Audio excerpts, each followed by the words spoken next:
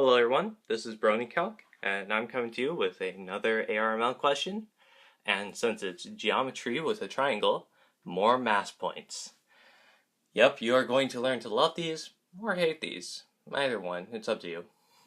So for this problem, this comes all the way back from 1996. We've got a triangle, AB and AC are both 115, so we got a nice isosceles triangle. And then we have D on AB, such that AD is 38, which means DB is 77.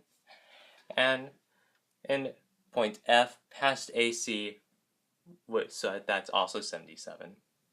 So you might be wondering, F's all the way outside of ABC, so how are we going to use mass points?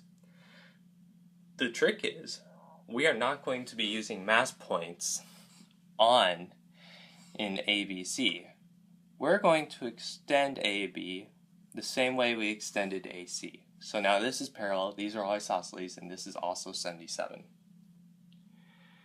So we're going to be using AFG, but this presents a new problem. What do we do with BC over here? I mean, it doesn't touch any of the vertices of the triangle we're using. Well, for that, we're going to have to use something called a split mass on A, since AG and AF both contain a point for BC. So we're going to have A is going to have a mass on the right side, a mass on the left side, and then a mass for everywhere else. And we'll explain how that works a little later, but for now let's find a mass on the right side. So we've got a 77 to 115, so that's pretty easy. We'll call this 77, we'll call this 115, C is going to have a 192. Then we've got, on this side, once again, it's going to be 77 to 115, but I don't want to use 77 again, just in case they're not exactly the same. So I'm going to use 77A instead. This will be 115A, and this will be 192A. Everyone got that? Good.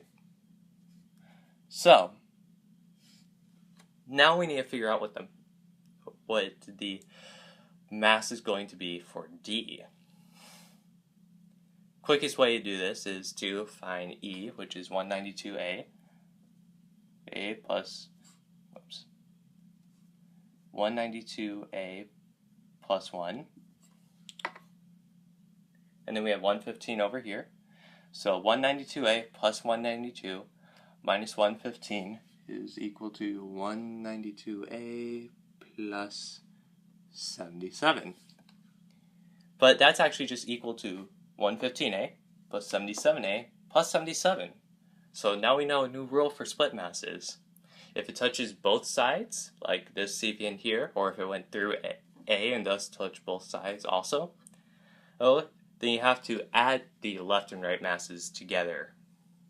So continuing on, we have that this has to be for AD and DG, 77A plus 77. So let's start turning this into actual ratios. 77A plus 77 over 115A is equal to 2 times 77, because we got 77 and 77, and 38, which is just 2 times 19. I'm going to cancel that out right now. I'm also going to cancel out all of this. This is A plus 1 now. So we've got 1 plus 1 over A equals 115 over 19, or A is equal to 19 over 96. So now we can plug that in here. So mass for D is 192A plus 77. And 192 is 2 times 96, so that's going to be 2 times 19, 38, plus 77 is 115. So in our words, this is 115, this is 115, DE over DF equals 1. And for BE over EC, that's just going to be the opposite of A. So A is 19 over 96, this is 96 over 19. Now, the problem is asking for the ratio of the areas of CEF and DEB. these have the same angle here since it's the same lines. So if we use 1/2 AB sine C, the ratio of the areas is just the product of it's just this times this over this times this, or the other way around actually for this problem. So we have EC times